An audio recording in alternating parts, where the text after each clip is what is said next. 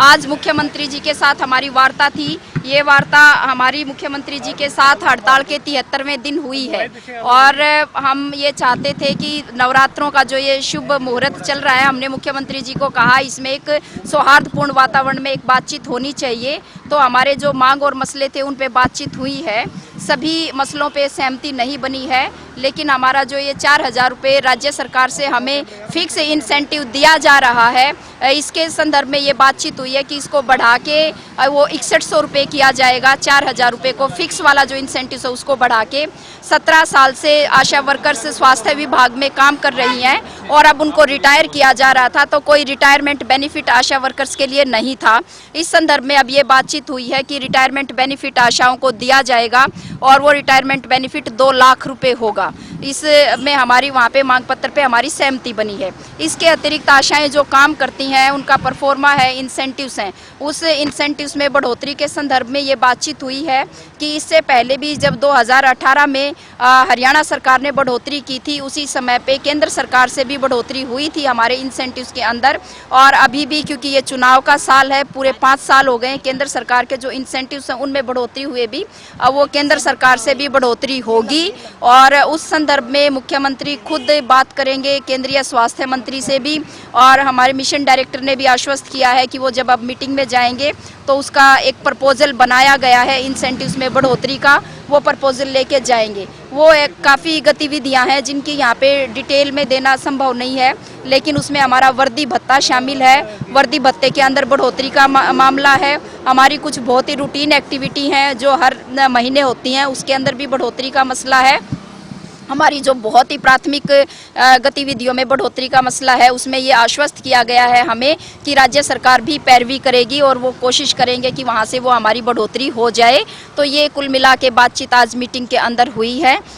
अभी उसके लिए हम अपनी राज्य कमेटी में बातचीत करेंगे और हम पक्के तौर पे कुछ मुख्यमंत्री जी ने भी हमें अपील की है कि आंदोलन अब ख़त्म होना चाहिए। हमारी आदरणीय जो ACS मैडम है, उन्होंने भी, मिशन डायरेक्टर, उन्होंने भी हमसे अपील की है कि काफ़ी दिन हो गए आंदोलन को। हम भी समझते हैं कि 73 दिन से हमारी जो महिलाएं हैं वो सड़कों पे थी। अब त्योहारों का मौसम है, हमें अपने काम जाके संभालने चाहिए, हमारे मोटे तौर पे ऐसी समझ है। लेकिन उसके बावजूद भी हम एक बार अपनी राज्य कमेटी के अंदर ये तमाम मसला रखेंगे और बताएंगे जो जो सहमतियाँ बनी हैं।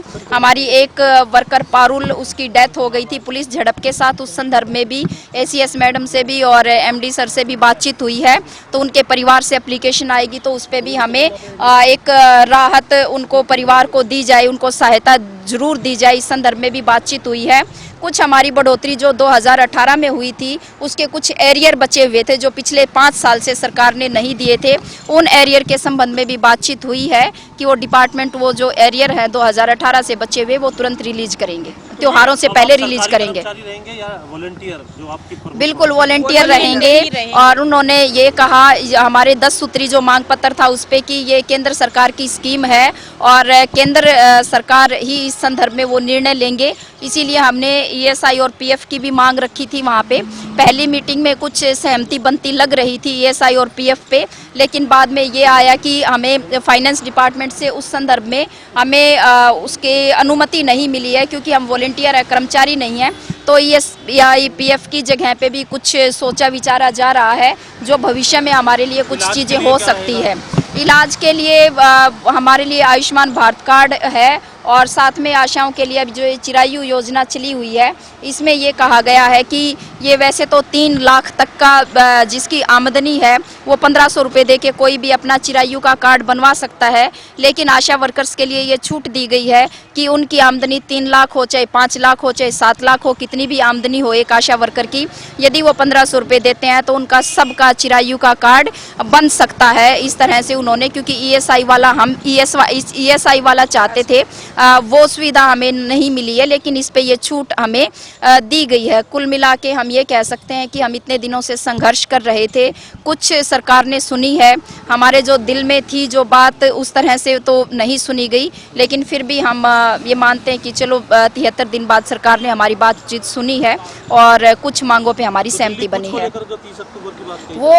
वो दिल्ली कूच हमारा राष्ट्रीय फेडरेशन के आह्वान पे है और जैसा कि यहाँ इस मीटिंग से भी निकल के आई है बात बातचीत कि ये केंद्र की स्कीम है और यदि कोई कर्मचारी बनेंगी आशा वर्कर्स तो वो केंद्र सरकार ही उनको कर्मचारी बना सकते हैं। और उसके लिए हमारा केंद्र जो कूच है 30 अक्टूबर का दिल्ली का, वो बिल्कुल रहेगा।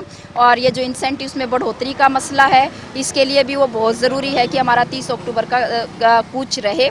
हम सब 30 अक्टूबर को दिल्ली जाएंगे। प्रदेश में धरने को लेके वो मैंने पहले भी बताया है कि हम अपनी एक बार राज्य कमेटी से बातचीत करेंगे। हम यहाँ पे सचिव मंडल के साथी हैं। हमारा सचिव मंडल का मोटे तौर पे हम सब लोगों की सहमति है कि अब हम सब लोगों को अपने काम पे लौट जाना चाहिए।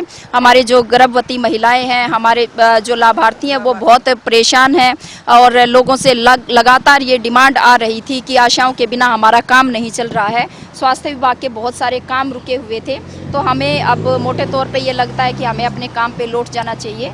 बाकी हम अपनी राज्य कमेटी में बात करके कल अंतिम फैसला लेंगे और अपने धरनों पे वो फैसला हम सबको बताएंगे।